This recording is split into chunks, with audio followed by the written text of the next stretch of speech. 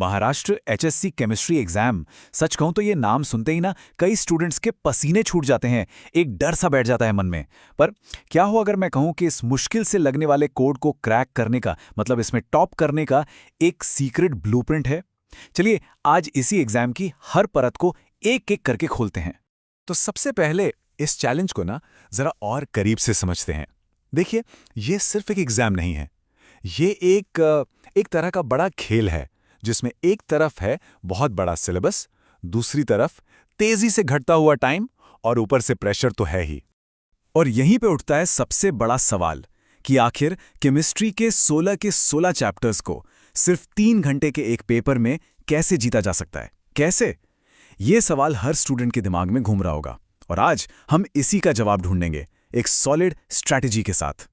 जरा सिलेबस पर नजर तो डालिए, कितना बड़ा है। सॉलिड स्टेट, सॉल्यूशंस, थर्मोडायनेमिक्स, और ये तो सिर्फ शुरुआत है, लिस्ट लंबी है। कुल मिलाकर 16 चैप्टर्स हैं जिनसे स्टूडेंट्स को डील करना होता है और हर चैप्टर का अपना अलग ही सिरदर्द है, अपनी अलग चुनौतियां।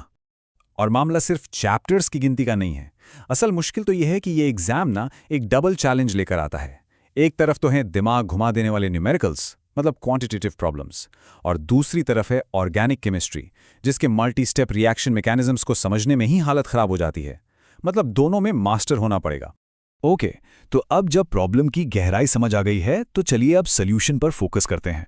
और गुड न्यूज़ ये है कि इस एग्जाम का ना एक प्रेडिक्टेबल स्ट्रक्चर है, एक ब्लूप्रिंट है, जिसे अगर ठीक से समझ लिया तो इस अनजाने डर को एक जानी पहचानी चीज में बदला जा सकता है। तो सबसे पहले मार्क्स का ब्रेकडाउन देखते हैं।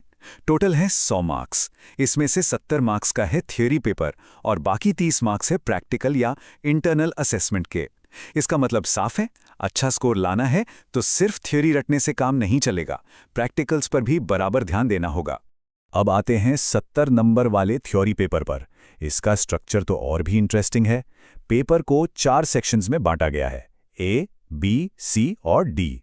सेक्शन ए जो 18 मार्क्स का है, उसमें एमसीक्यूज और वेरी शॉर्ट आंसर टाइप सवाल हैं। यहाँ कोई चॉइस नहीं, सब करना है। लेकिन असली खेल शुरू होता है सेक्शन बी, सी और डी में। यहाँ मिलते हैं इंटरनल ऑप्शंस, मतलब स्टूडेंट्स अपने स्ट्रॉन्ग एरिया के हिसाब से क्वेश्चंस चुन सकते हैं। और ये सच कहूँ तो एक बहुत बड़ा स्ट्रेटेजिक एडवांटेज है। ठीक है, पेपर पैटर्न तो समझ लिया। अब आते हैं असली मुद्दे पर, हमारी स्ट्रैटेजी पर, यानी अपनी एनर्जी को कहाँ फोकस करना है ताकि कम मेहनत में ज्यादा से ज्यादा मार्क्स मिल सकें। यही तो है स्मार्ट स्टडी का असली मतलब, है ना? और यहीं पे हमें मिलता है सबसे बड़ा क्लू। देखिए, फिजिकल केमिस्ट्री का वेटेज है लगभग 26 मार्क्स और ऑर्गेनिक केमिस्ट्री का है करीब 18 मार्क्स।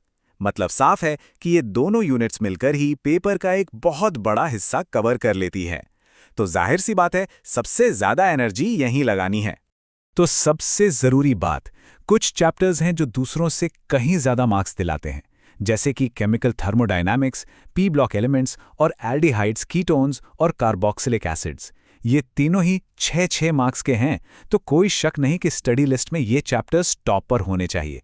और हाँ, जब ऑर्गेनिक केमिस्ट्री की बात हो ही रही है तो एक बात गांठ बांध लीजिए, नेम्ड रिएक्शंस को मास्टर करना एकदम गेम चेंजर साबित हो सकता है।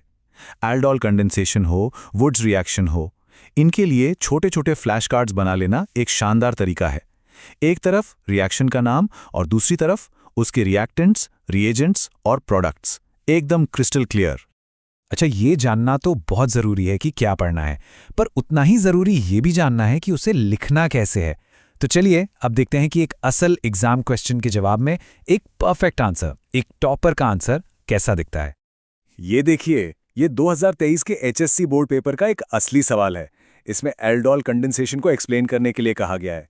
एकदम क्लासिक क्वेश्चन है ये, लेकिन हाँ, अक्सर स्टूडेंट्स को मुश्किल भी लगता है। और यहीं पर एक बहुत ज़रूरी बात समझनी है, पूरे मार्क्स लेने के लिए सिर्फ सही जवाब देना काफ़ी नहीं होता। आपका प्रेजेंटेशन, मतलब जवाब लिखने का तरीका भी उतना ही मैटर करता है। एक साफ सुथरा, वेल स्ट्रक्चर्ड जवाब एग्जामिनर को सीधे सीधे बताता है कि कॉन्सेप्ट कितना क्लियर है। और ये एक परफेक्ट एग्जाम्पल है कि एक आइडियल आंसर कैसा होना चाहिए। ये एक टॉपर की आंसर शीट से लिया गया है और ये क्लैरिटी, स्ट्रक्चर और सफाई की मिसाल है। देखिए तो जरा कितनी सफाई से हर एक स्टेप को समझाया गया है, यहां तक कि इलेक्ट्रॉन का मूवमेंट भी दिखाया गया है। शानदार। तो ठीक है, इन सारी बातों को मिलाकर वो विनिंग फॉर्मूला क्या है? चलिए इसे 4 आसान स्टेप्स में समेटते हैं। ये रहा वो 4 step game plan. Step 1, blueprint को डिकोड करो, मतलब पेपर पैटर्न और मार्किंग स्कीम को अच्छी तरह समझो। स्टेप 2, वेटेज के हिसाब से चलो, जो चैप्टर ज्यादा मार्क्स के हैं उन्हें पहले करो। स्टेप 3, पिछले पेपर्स को प्रैक्टिस करो, कम से कम 5 से 7 साल के पेपर्स, वो भी घड़ी देखकर 3 घंटे के अंदर। और स्टेप 4, प्रेजेंटेशन पर ध्यान दो, साफ सुथरे पॉइंट वाइज जवाब लिखो। और हाँ, एक आखिरी लेकिन सबसे जरूरी गोल्डन रूल, 2026 के एग्जाम के लिए महाराष्ट्र स्टेट बोर्ड की टेक्स्ट बुक ही बाइबल है। ये बात दिमाग में बैठा लो। सोर्सेज बताते हैं कि करीब 95% सवाल, यहां तक कि डेफिनेशंस की वर्डिंग भी सीधे इसी किताब से उठाई जाती है। तो आखिर में बात इतनी सी है, ये एग्जाम नॉलेज तो टेस्ट करता ही है, लेकिन रिवॉर्ड स्ट्रैटेजी को करता है। एक सही प्लान और स्मार्ट वर्क के साथ इस चैलेंज को एक बहुत बड़ी अपॉर्चुनिटी में बदला जा सकता है। तो सवाल यह है कि इस पूरे एनालिसिस के बाद अब गेम प्लान क्या होगा?